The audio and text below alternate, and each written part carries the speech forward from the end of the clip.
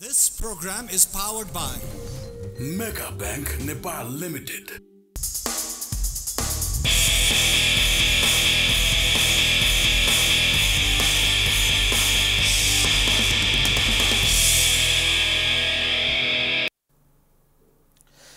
दर्शकबिन नमस्ते। प्राइम संवादमा यहाँलाई स्वागत छ। म कृष्ण मल्ल। नेपालको राजनीति निकै रोचक मोडमा पुगेको छ र पहिलो पटक लामो समयपछि प्रधानमन्त्री शेरबहादुर देउवासँगै नेकपा माओवादी केन्द्रका अध्यक्ष पुष्पकमल दाहाल प्रचण्ड र प्रमुख प्रतिपक्षी दल नेकपा एमालेका अध्यक्ष केपी शर्मा ओलीबीच रोचक र निकै रहस्यात्मक छलफल भएको छ बालुवाटारमा। कारण एउटै हो, अमेरिकी सहयोग परियोजना जो एमसीसी छ यसले नेपालको राजनीति निकै गिजोलिएको छ र यो एमसीसीले दलीय विभाजन र राष्ट्रिय राजनीतिलाई नै नयाँ मोडतर्फ लैजान्छ कि भन्ने थुप्रै आशंकाहरू उत्पन्न भएका छन्। यथार्थ कुरा के हो, नेपालको राजनीति अब कतातर्फ जान्छ र नेपालले के भोग्दैछ, हामी यसमा विश्लेषण गर्न गइरहेका छौँ र यसको निम्ति नेपाली काङ्ग्रेसका नेता डाक्टर अमरेश कुमार सिंह हामीसँग हुनुहुन्छ। डाक्टर साहब, स्वागत छ यहाँलाई। ल, धन्यवाद कृष्णजी। अब नेपाली राजनीतिको एउटा स्ट्रङ प्लेयर हो तपाईँ। हामी विगतदेखि गिरिजा प्रसाद कोइरालाको पालादेखि नै तपाईँका भूमिकाहरू, तपाईँका विश्लेषणहरूलाई केलाउँदै आएका छौँ, हेर्दै आएका छौँ।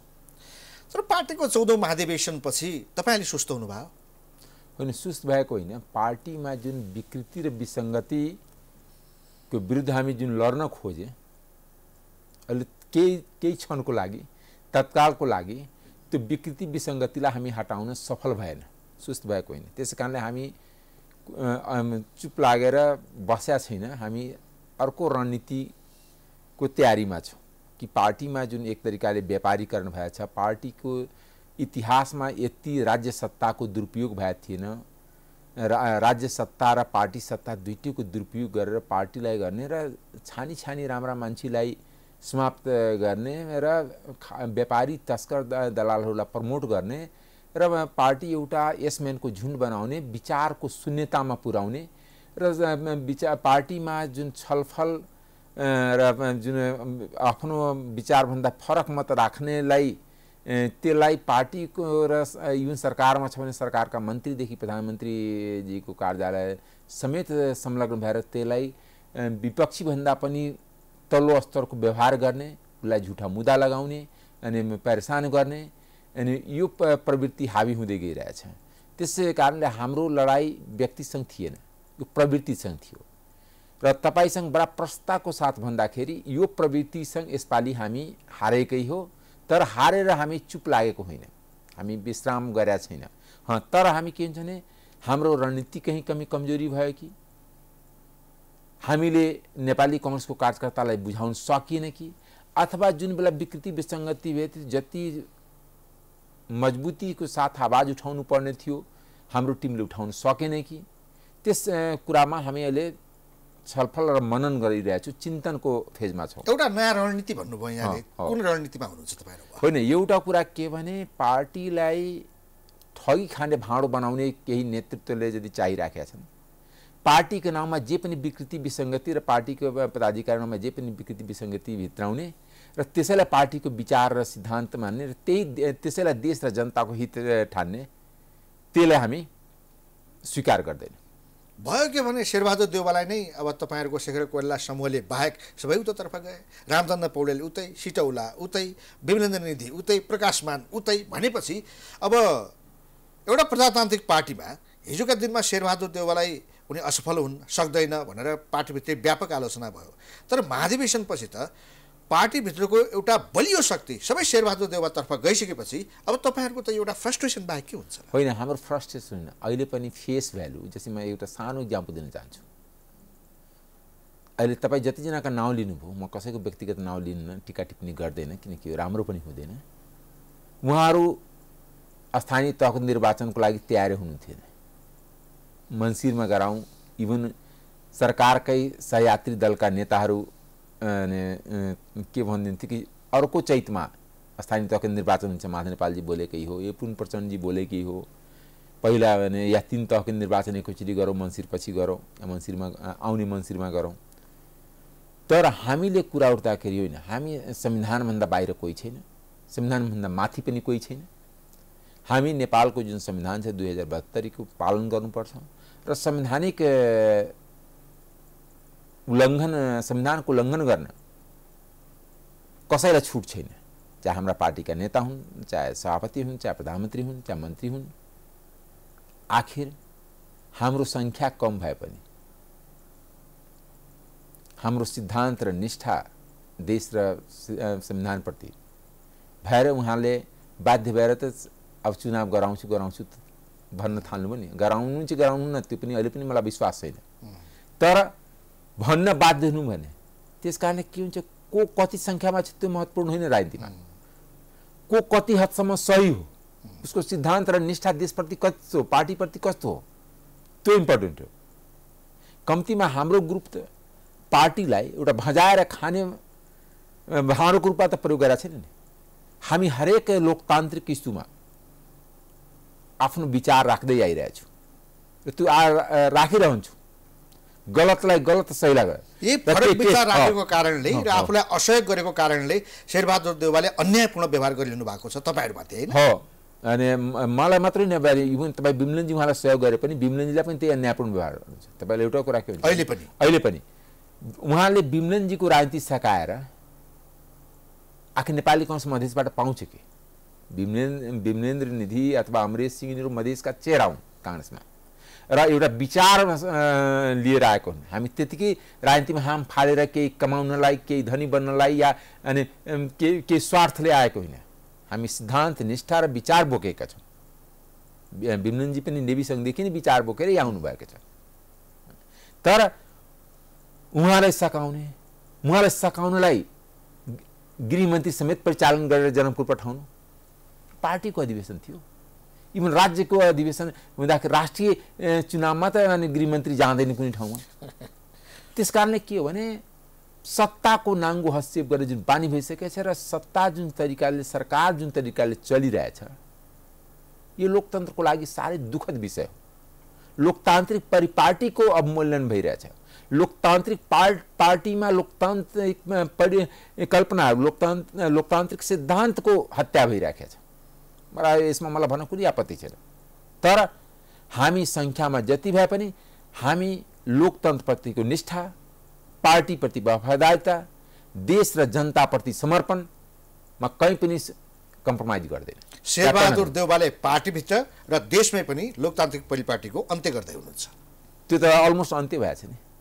जुन तरिकाले सरकार चलिरहेछ, जुन तरिकाले पार्टी चलिरहेछ, जुन तरिकाले एउटा स्वार्थी गुटको जमात बनाएर, मलाई बताउनु न कि आजको दिनमा विभिन्न व्यक्ति विभिन्न समूहबाट केन्द्रीय सदस्य बनेछ, त्यो समूहलाई प्रतिनिधित्व गर्छ? गर्दैन नि। इभन जसको 10 वर्ष पनि पुगेको छैन त्यसको पनि अनि उहाँले 10 वर्ष काम गरेको सबैलाई पत्र बनाउँदिनुहुन्छ। किन? मुख्य सचिव उहाँको यसमा थियो, त्यही पत्र बनाए बापत राष्ट्रिय सभामा लाउनु। किनकि गलत काम गर्नेलाई पुरस्कृत गर्दै सही कामको माग गर्नलाई त्यसलाई पनिस गर्दै जानु भने देश कहाँ पुग्छ, पार्टी कहाँ पुग्छ? तर उनी देउबा आज पार्टीमा पनि शक्तिशाली भएर सरकार सञ्चालनको विषयमा के भने, एउटा कुरा के भने सङ्ख्यामा नजानुहोस्। उहाँसँग सङ्ख्या छ, म अहिले पनि तपाईँलाई स्वीकार गर्छु। लोकतन्त्रमा सङ्ख्या एउटा मेन, तर सङ्ख्या कुन तरिका प्रयोग गरेर पुर्याउनु त्यो इम्पोर्टेन्ट छ नि। विधि र प्रक्रिया पनि महत्त्वपूर्ण हो नि। म यसमा धेरै अहिले छलफल गर्दैन, तपाईँलाई म बताउँछु कि फागुनदेखि हामी फेरि कार्यकर्ताको माझमा जान्छौँ, जनताको माझमा जान्छौँ। त्यो भनेको मेचीदेखि महाकाली हामी नेपाली कङ्ग्रेसको कार्यकर्ता र नेपाली जनताको बिचमा हामी आफ्नो कुरा राख्दै हामी काङ्ग्रेसमा कोइराला पक्ष डाक्टर शेखर कोइराला नेतृत्वको जो तपाईँहरूको समूह छ, फागुनबाट तपाईँहरू देशव्यापी अभियान थाल्छौँ। हामी विश्राम, त्यसको लक्ष्य के हो त्यो अभियानको? अनि देशमा लोकतान्त्रिक प्रक्रियालाई मजबुत गर्ने, लोकतन्त्रलाई मजबुत गर्ने। शेरबहादुर देउवाको धज्जी उडाउने होइन, हामी व्यक्तिगत टिका टिप्पणी गर्दैन। तर के भने सभापति हो, प्रधानमन्त्री हो, होइन संस्थै हो नि, होइन। तर उहाँको प्रवृत्ति, उहाँको गलत कामलाई स्वीकार पनि गर्दैन।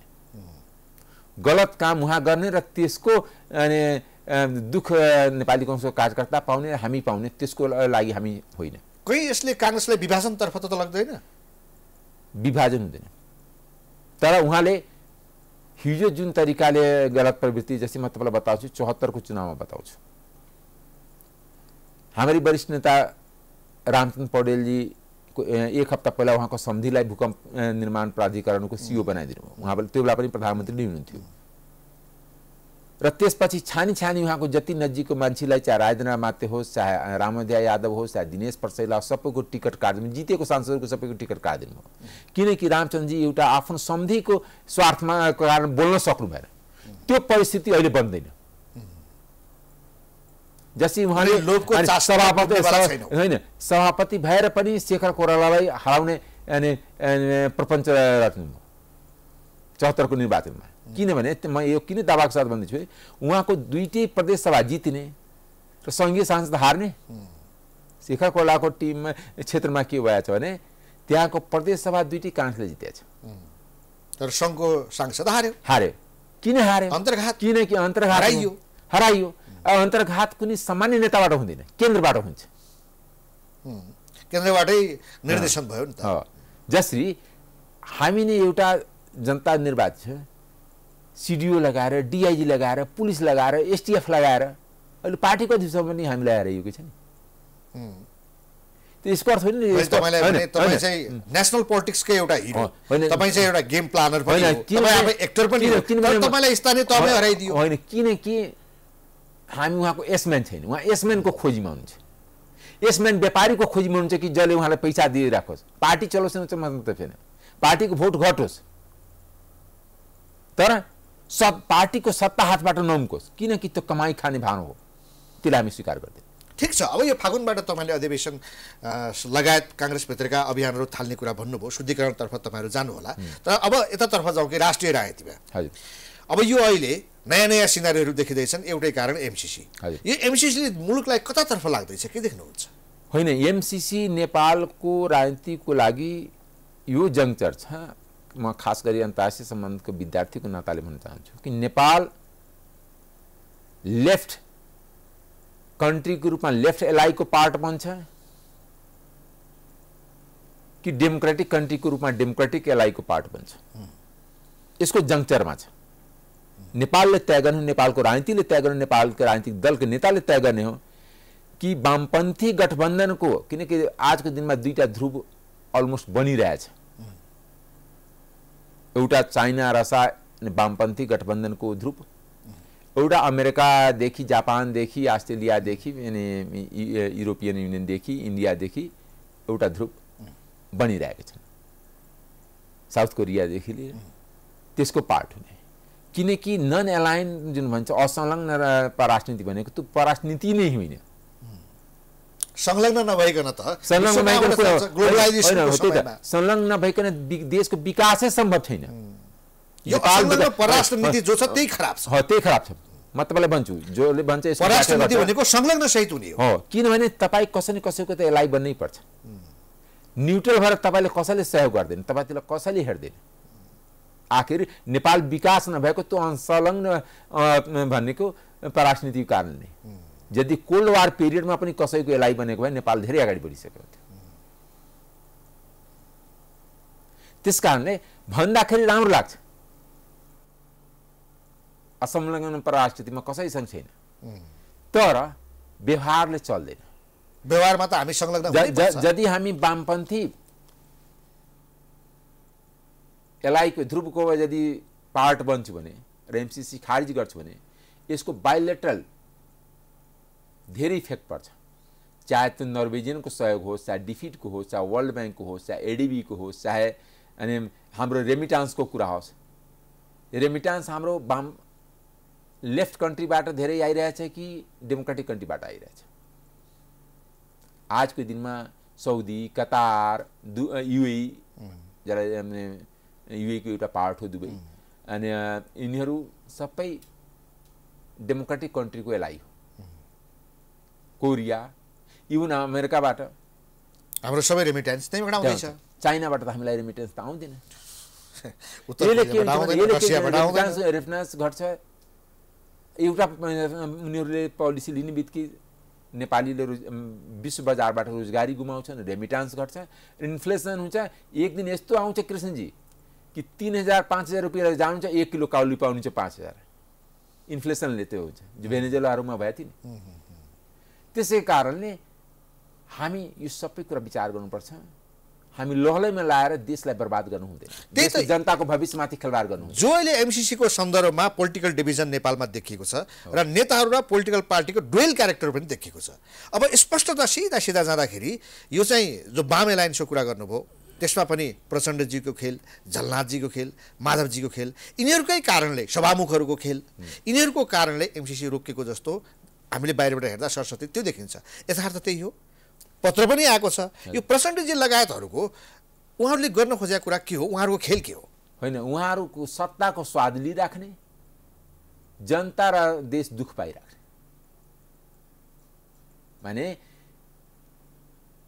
एउटा अंग्रेजीमा कहावत छ you can make fool once a time you can make fool anyone twice but you can make everyone every time कसैलाई पनि प्रत्येक समयमा मूर्ख बनाउन सकिन्छ उहाँहरू के सोच्नुहुन्छ नेपाली राजनीतिका नेताहरू के छ भने यति अधकल्चो हाइटको छन् कि हामी सबैलाई ठगिरहेछौँ सबैलाई चिट गरेर हामी अगाडि बढ्छौँ तर यसले के हुन्छ यसको कारण नेपाली जनता र नेपालले दुख पाइरहेछ किनकि विश्वसनीयता गुमेको छैन विश्वसनीयताले क्रेडिबिलिटी इन्भेस्टमेन्ट आउने हो क्रेडिबिलिटीले तपाईँको देशमाथि लाग्ने क्रेडिबिलिटीले तपाईँको पासपोर्टको भ्यालु बढ्ने त्यही त यो डुएल उनीहरू किन देखाइरहेका छन् नेपाली जनताको दोष छैन नेपालीको जनताको दोष भएको भए बेचारा 46 सालको आन्दोलनमा लाग्यो 63 को आन्दोलनमा लाग्यो यत्रो परिवर्तन भयो तर नेताले सही ढङ्गले देशलाई व्यवस्थापन नगरिदिएर आज युवाहरू भौताडिएर विदेश पुग्नु बाध्य हुन्छ हाम्रै पासपोर्ट देख्ने बित्तिकै नेपालीको छाप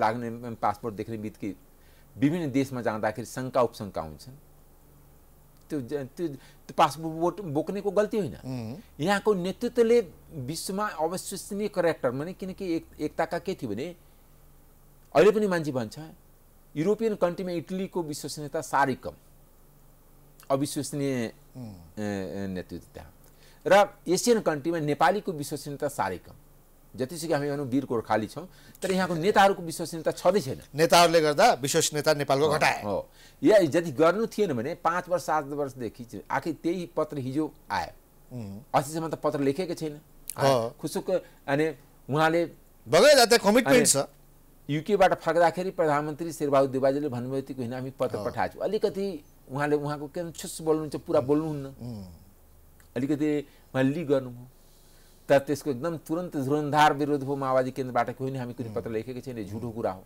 अब सिग्नेचर सहित आउँदाखेरि अब के भन्छ होइन हाम्रो त आरान यस्तो सिधा भन्नु त्यो ठिक छ हामी यो पत्र लेखेकै हो एक्सेप्ट गर्दाखेरि के जान्छ सिग्नेचर त सबैले चिनेको छ यो प्रचण्ड क्यारेक्टर के हो खास प्रचण्ड चरित्रलाई कसरी बुझ्नुहुन्छ प्रचण्डजी असाध्य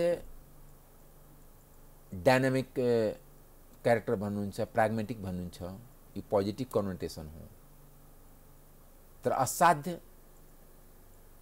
अनरिलायबल अनप्रेडिक्टेबल किन विश्वसनीयता उहाँमाथि विश्वसनीयता त कायम राख्नुपर्छ नि उहाँ यो दोहोरो खेल किन खेल्दै हुनुहुन्छ एमसीसीमा होइन उहाँ जहिले पनि फाइदाको राजनीति गर्नुहुन्छ सत्ताको राजनीति गर्न खोज्नुहुन्छ निरन्तर 63 पछि सत्तामा टाँच्न खोज्नुहुन्छ विचार एकातिर छ सत्ता सिद्धान्त एकातिर छ सत्ता भए पुग्यो अहिले पनि के भने एउटा नेपाली राजनीतिका या नेपाल देशका एउटा बच्चा पनि बुझाएको छ कि शेरबहादुरजी एमसीसीको लागि कमिटेड या नेपाली कांग्रेस एमसीसीको लागि कमिटेड विपक्षमा हुँदाखेरि पनि सत्तामा हुँदा पनि विपक्षमा हुँदाखेरि पनि उहाँले सत्ता सरकारसँग माग गर्नुहुन्थ्यो जुन बेला केपी ओलीको सरकार थियो कि एमसीसी पास गर्नुपर्छ जहिले पनि संसदीय दलको बैठक हुँदाखेरि सबभन्दा पहिला एजेन्डा उहाँले त्यही राख्नुहुन्थ्यो उहाँसँग गठबन्धन गर्दाखेरि त्यही बेला सोच्नुपर्छ कि एमसीसीको के हुन्छ एमसीसी पास गर्नु थियो म उस्तासँग गठबन्धन किन गर्ने किन सत्ता स्वार्थमा गठबन्धन गरियो किनकि सरकारमा बसेर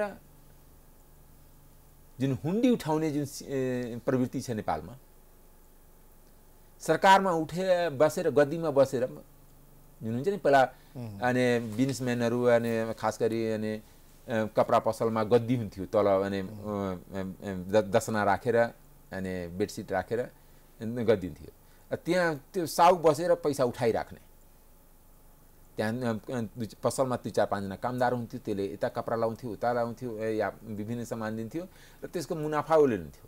अहिलेको नेपालको राजनीतिक नेताहरूको त्यही गद्दीवाल व्यापारी जस्तै भएछ, सत्ताका व्यापारी। अब यसले चाहिँ नेपालको राजनीतिमा सत्ता गठबन्धनमा सरकारमा ल्याउन सक्ने उतार चढाव के देख्नुहुन्छ? एमसीसीले मैले भने नेपालको राजनीतिक तय गर्छ। एमसीसी मात्र यो परियोजना होइन, नेपालको राजनीति हत्या गर्छ होइन, नेपालको राजनीतिक भविष्य तय गर्छ। हत्या होइन, राजनीतिक भविष्य तय गर्छ। यो यस इस्युमा पोलराइजेसन हुन्छ। सत्ता गठबन्धन के हुन्छ अनि सरकारको हालत के हुन्छ? एउटा कुरा के भने एमसीसी सत्ता गठबन्धनले पास गर्यो भने सत्ता गठबन्धन रहँदैन। खालि सत्ता स्वार्थको लागि, सरकारको स्वार्थको लागि, फाइदाको लागि सत्ता बन्दैन, गठबन्धन रहँदैन। मलाई लाग्दैन कि गठबन्धनबाट हात कसले झिक्छ? प्रचण्डले झिक्नुहुन्छ? अब उहाँको के निष्ठा हो? उहाँले एमसीसी पास गर्ने पत्र पठाए पनि एमसीसी पास गर्ने भित्री उहाँको नियत छैन। होइन, एमसीसीलाई धकेल्दै चुनावसम्म फाइदा लिने पक्षमा हुनुहुन्थ्यो। यो अहिले पनि के भन्छ, हिजोको अस्ति पनि बालटमा त्यही प्रस्ताव हुनु कि चुनाव पछि गर, किनकि चुनावसम्म सत्तामा जान्छ। किनकि सरकारबाट बाहिर्ने बित्तिकै त्यसको सेन्टिमेन्ट्सको फाइदा लिन्छ। होइन, सरकारबाट बाहिर्ने बित्तिकै दुईटा पार्टीलाई अप्ठ्यारो हुन्छ, माथि नेपालको पार्टी नेकपा यसलाई र प्रचण्डजीको पार्टीलाई। किनकि उहाँ गठबन्धन नगरिकन राजनीतिक रूपले नेपालको राजनीतिमा आउने चुनावपछि सर्भाइभ गर्न सक्नुहुन्न। त्यो गठबन्धनलाई कायम गर्न एमसीसी पास गर्नै पर्छ। अब त्यही हो, आफ्नो अस्तित्व जोगाउने र एकातिर वाम वर्ल्डसँग, लेफ्ट वर्ल्डसँग प्रेसर छ नगर्ने। तपाईँ क्लियर दिनुहुन्छ, चेहराहरू हेर्नु न, को कससँग एलाइन छ। जो सपोर्टमा बोलिरहेछ उसको एलाइनमेन्ट कता हो, जो विरोधमा बोलिरहेछ नेपालसँग कसैको एलायन्स छैन। यो पार्ट अफ द, मैले अन्तर्राष्ट्रिय पोलिटिक्सको एउटा विद्यार्थी नाता भनिरहेको छु। त्यसै कारणले किनकि देशको विकास गर्नुपर्छ। यो एमालेको दाउ के देखिन्छ? एमालेको दाउ उसको दुईटी हातमा लड्डु छ। एमालेको सहयोग बिना एमसीसी पास भयो भने सडक तताउने, त्यसबाट एउटा नयाँ राष्ट्रवाद खडा गर्ने र जनताको सेन्टिमेन्ट क्याच गरेर एमालेको समर्थन बिना पास गर्यो भने, यो सत्ता गठबन्धनले आफू मिलेर उसलाई एक्ल्याएर पास गर्यो भने देश बेच्यो, यता गर्यो, देशलाई घात भयो, जनतालाई घात भयो, देश खतम पार्यो अनि भन्ने नारा साथ राष्ट्रवादी नारा लिएर जनताको बिचमा जाने र जनताको जुन हाम्रो लिटरेसी रेट कम छ अथवा माने जुन राजनीतिक चेतनाको अभाव छ, शिक्षा र गरिबी छ, त्यसको फाइदा लिएर चुनावमा भोटको रूपमा कन्भर्ट गर्ने र फेरि ठुलो पार्टी बनेर आउने।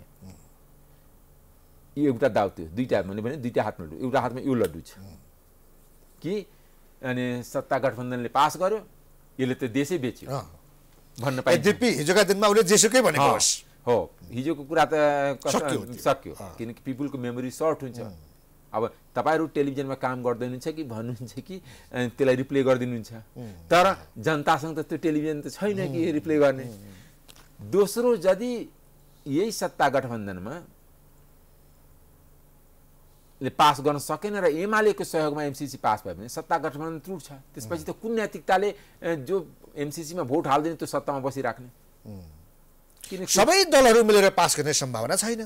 सबै दलले पास गर्दैन, मैले भने नि कि कोही न कोही बाहिर रहन्छ र यदि एमालेको सहयोगमा पास हुन्छ र मानौँ नेकपा यस अथवा माओवादी केन्द्र अथवा उपेन्द्रजीको पार्टी यिनीहरूले जसले भोट हालेन भने त्यो सत्ताबाट बाहिरिनु पर्छ र एमालेसँग अटोमेटिक सत्ता गठबन्धन भइहाल्छ।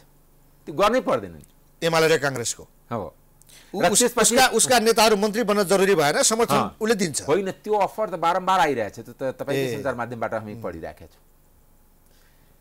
अब एमालेसँग सत्ता गठबन्धन सरकारमा सहभागी भएर होस् चाहे फ्लोरबाट सहयोग होस्, गठबन्धन हुन्छ र यिनीहरू बाहिरिन्छ भने उसको जुन अर्को इच्छा पुराको हुन्छ।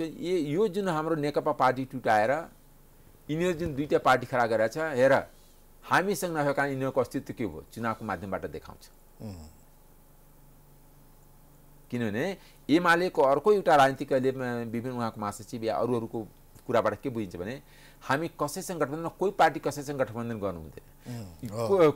कसैसँग गठबन्धन नगरेपछि दुईटा पार्टी मात्र सर्भाइभ गर्छ राम्रो तरिकाले, कांग्रेस र एमाले।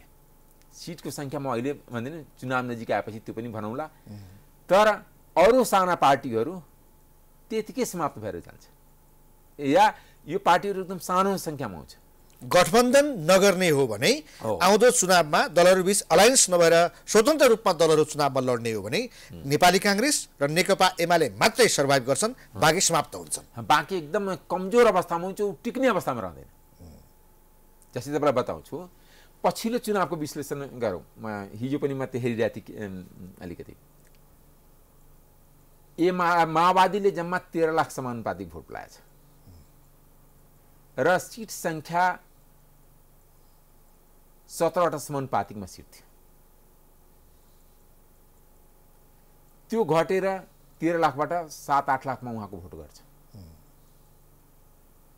र सीट संख्या समानुपातिकमा कति हुन्छ? 17बाट 12मा झर्छ, 10मा झर्छ र प्रत्यक्षमा 5 सीट पनि आजको दिनमा आफ्नै एक्लै दममा जितिने अवस्था छैन। त्यही स्थिति मधेसी दलको पनि हुन्छ। मधेसी दल पनि हिजो गठबन्धनमा थियो।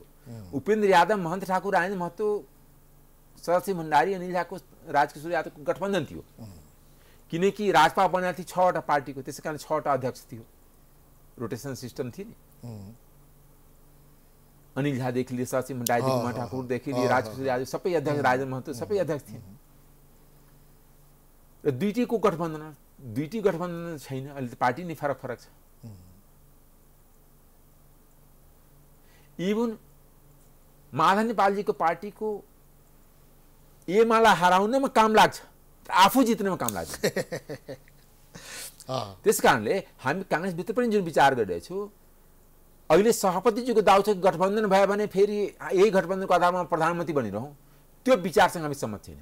हामी गठबन्धन गरेर जाँदैनौँ। एउटा डर के छ भने जो गठबन्धन गरेर जाँदैनौँ भन्नुभयो, गठबन्धन नगर्दा जो सुरुमा तपाईँले डेमोक्रेटिक अलायन्स र वामहरूको अलायन्सको जो कुरा गर्नुभयो, यो किसिमले कांग्रेसले गठबन्धन गर्नु हुँदैन भन्दा यी सबै वामहरू एक ठाउँ हुन्छन् कि? आउँदैन। एउटा कुरा कि सबै वाम एक ठाउँमा, हालाकि राजनीतिमा केही कुरालाई नकार्न सक्दैन, तर जुन व्यवहारिक कारणले, सैद्धान्तिक कारणले जुन लिडरहरूको इगो क्ल्यास छ, इन्ट्रेस्ट क्ल्यास छ र स्वार्थका लागि त त्यो इन्ट्रेस्ट त तिनीहरू जति क्ल्यास भए पनि मिल्छ नि, त्यो हाम्रो इतिहासले देखाएको छ नि। होइन, अहिले पनि झगडा भएको त्यहाँ सैद्धान्तिक हुने नि, पदको झगडा भएको नि। आखिर माधव नेपालजी, केपी ओली, प्रचण्डको बिचमा पदको झगडा भएको नि। केपी ओली 2टी पद कब्जा गरेर बस्यो, यो 2टीले पाएन। के हुन्छ, एक व्यक्ति एक पदको उनीहरूले लडाइ नै गरे नि, लडाइ गरे। इभन प्रधानमन्त्री आधा बाँड्छु भनेको थियो, त्यो पनि दिएन। उता झलनाजीको राष्ट्रपति नबन्ने कुण्ठा छँदै थियो।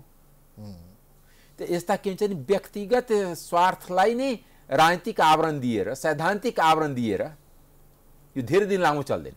एउटा कुरा के भने, देशको विकास र देशको स्थिरताको लागि पनि 2 पार्टी सिस्टममा जानै पर्छ। एउटा डेमोक्रेटिक पार्टीको रिप्रेजेन्ट नेपाली कांग्रेसले गरिरहेछ, प्रतिनिधित्व नेपाली कांग्रेसले गरिरहेछ, लोकतान्त्रिक पार्टीको, एउटा लेफ्ट हो। हालाकि लेफ्ट पनि के हो, त्यो नाउँको लागि लेफ्ट हो। अब अर्को के छ भने, चुनाव हुन्छ त, स्थानीय तहको चुनाव, स्थानीय तह संसदीय दुईटै चुनाव। अहिले चुनाव हुन्छ म विश्वास हुन सकेको छैन। चुनावको घोषणा हुन सक्छ, तर चुनाव हुन्छ कि हुँदैन यो तपाईको स्टुडियोमा अहिले कुरा गर्दाखेरि म विश्वास हुन सकिरहेको छु। चाहे स्थानीय तहको होस् चाहे संसदीय होस्। हो, संसदीय तहले चुनाव गराउनै पाउँदैन, कोर्टको आदेश, सर्वोच्च अदालतको आदेशको अनुसार नै, किनकि 5 वर्ष हाम्रो कार्यकाल छ, 5 वर्षपछि मात्र गर्न पाउँछ। दोस्रो, फागुनदेखि जुन नेपालमा राजनीतिक उथलपुथल, राजनीतिक विभिन्न विचार समूहबाट जुन सानादेखि ठुला आन्दोलनको तयारी भइरहेछ, त्यसले नेपालको राजनीतिलाई कता लग्छ र त्यसले नेपालको राजनीतिलाई कति हदसम्म प्रभावित गर्छ, त्यसले तय गर्छ चुनाव हुन्छ कि हुँदैन, यो गठबन्धन रहन्छ कि रहँदैन, यो गठबन्धनको सरकार रहन्छ कि रहँदैन। फागुनबाट कसले चाहिँ यस्तो विध्वंस मचाउँदैछ? विभिन्न ग्रुप, अब अहिले नि मेरै मुखबाट सबैको नाउँ नभनौँ, तर हामी राजनीतिक दलको कार्यकर्ता र राजनीतिको धेरै नजिकबाट नियाली राखेको व्यक्ति भएको नाताले तपाईलाई यति मात्र भन्न सक्छु कि विभिन्न विचार समूह, विभिन्न ग्रुप सबैको एजेन्डा फरक होला, तर काम एउटै आन्दोलन, सडक तताउने। तपाईहरुले पनि त्यही बेलामा पार्टीको शुद्धिकरणको निम्ति देशव्यापी होइन, हाम्रो त अभियान नै चाहिँ पार्टीमा रूपान्तरणको आवश्यकता छ। पार्टी सुदृढीकरणको लागि शुद्धिकरण आवश्यक छ। यसपालि झन् पार्टी महाधिवेशनमा जुन प्रकारले विकृति विसङ्गति भित्रियो, तपाईहरु पनि एउटा बहानामा सडकमा, अन्य विभिन्न विचार समूहहरु पनि सडकमा। हामी डाइरेक्ट सडकमा हुन्न, तर हामी जनता कार्यकर्ताको बीचमा हुन्छौँ। प्रत्यक्ष हामी सडकमा सभा। फागुनबाट सबै शक्तिहरू सडकमा आउने हो भने त अब जेठमा स्थानीय तहको चुनाव गर्ने फागुन किन भन्यो भने फागुनमै यो एमसीसी को म्याद पनि सक्दैछ। 28 फेब्रुअरीसम्म उहाँले प्रचण्डजी र अहिलेको प्रधानमन्त्री शेरबहादुरजीले टाइम माग्नु भएको छ। त्यो म्यादभित्र पास भए पनि त्यसको पनि एउटा रिपरकसन हुन्छ, फेल भए पनि अर्को रिपरकसन हुन्छ। त्यसकारण मैले फागुन भनेको र विभिन्न विचार कुरा गर्नुहुन्छ भने अहिले सीके राउतदेखि लिएर राप्रपादेखि लिएर रेशम चौधरीको पार्टी दर्तादेखि लिएर हृदयस्थित पार्टीको पार्टी दर्तादेखि लिएर अथवा जुन यो जुन उपेन्द्र यादवको पार्टीमा उपेन्द्र यादव र उपेन्द्र यादव र डाक्टर बाबुराम भट्टराईको बीचको जुन द्वन्द्व छ, जो अहिले सञ्चार माध्यममा धेरै आइरहेको छैन, त्यसलाई पनि हामी नजिकबाट निहालिराखेका छौँ। यो फागुनबाट सुरु हुने विभिन्न समूहहरूको आन्दोलनले मुलुकलाई कतातर्फ लैजान्छ? अब त्यही त भन्दैछु। त्यो तैँले भन्नु यो कुराको लागि त तपाईँले मलाई फागुनमा बोलाउनु पर्छ। फागुनको लागि किनभने जुन लक्ष्यका साथ उनीहरू जान्छन् नि, कतिपय व्यवस्था परिवर्तनका निम्ति छन्, यो संविधानै कोल्याप्स गर्ने हिसाबमा छन्, कतिपय राजा फर्काउने अभियानमा पनि होइन। एउटा कुरा के भने संविधान आफैमा खराब होइन, तर संविधानका कार्यान्वयनकर्ताहरू अहिले जुन प्रदेशहरूमा मन्त्रालय फुटाउँदै आफ्नो मान्छेलाई मन्त्री बनाउँदै गार्ड अनि सिक्युरिटीदेखि लिएर ड्राइभरदेखि लिएर गाडीदेखि जनतामाथि जुन भार थपोड्दै र त्यसैलाई लोकतन्त्र भन्ने, दलको नेता र दलीय स्वार्थ पुरा हुने बित्तिकै लोकतन्त्र बलियो हो। जनताको स्वार्थ भएपछि लोकतन्त्र, जनताको विश्वास यो व्यवस्थामाथि हुनु पर्यो नि, यो व्यक्ति नेताहरूमाथि हुनु पर्यो नि। जनताको विश्वास नजितिने होइन, हामी त जितिए, त्यसै कारणले हामी जे पनि गर्न पाउँछौँ, यो लोकतन्त्रमा छुट होइन। भने चाहिँ फागुनपछि मुलुक एक किसिमको अराजकतामा जान्छ, आन्दोलन हुन्छ, अराजकता मचिन्छ, त्यसले जे पनि गर्न सक्छ। तपाईसँग कुरा गर्दाखेरि प्रदेश 3 मा बसिरहेको छु, अनि बागमती प्रदेश भनौँ न। बागमती प्रदेशमा जुन तरिकाले अनि सत्ता गठबन्धनबाट जति मन्त्री बनाउने काम हो, के त्यो थेगिने कुरा हो। अहिले नै कर्णालीमा त्यही, प्रदेश 1 मा त्यही, सबै ठाउँ त्यस्तै छ। प्रदेश 2 मा पनि त्यही, मध्य प्रदेशमा पनि त्यही। र लुटम लुट छ, किनभने कि म राजनीतिक दल छु, मैले लुट्न पाउँछु, मलाई कारबाही हुँदैन, म संविधानभन्दा माथि छु। यो जुन विचार अहिले चलिरहेछ, व्यवहार चलिरहेछ, त्यसले धेरै अनिष्ट निम्ताउँछ। यस्तै विचार थियो नि 51 सालदेखि 56 सालदेखि सुरा सुन्दरीदेखि लिएर पराडो काण्डदेखि लिएर नर्वलिङ काण्डदेखि लिएर ब्याङ्कक काण्डदेखि लिएर भएको थियो नि, त्योभन्दा कम हो।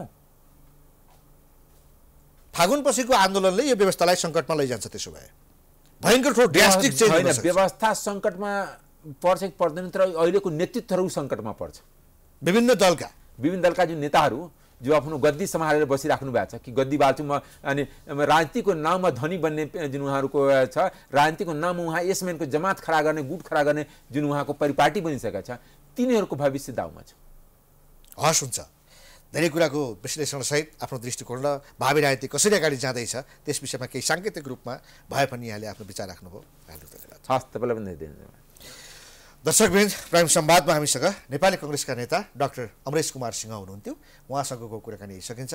हामी सबैलाई बिदा दिनुहोस्। नमस्ते।